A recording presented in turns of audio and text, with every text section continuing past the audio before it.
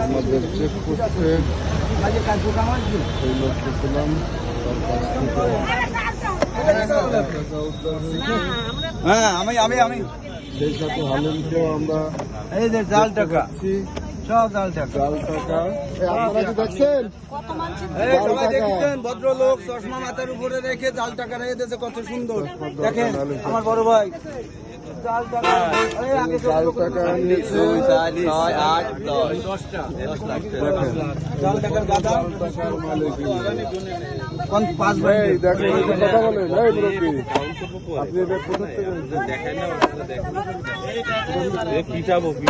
টাকার বাইন্ডেল আর বাইন্ডেল হ্যাঁ এই যে থেকে আনছেন কোন থেকে আনছেন বড় ভাই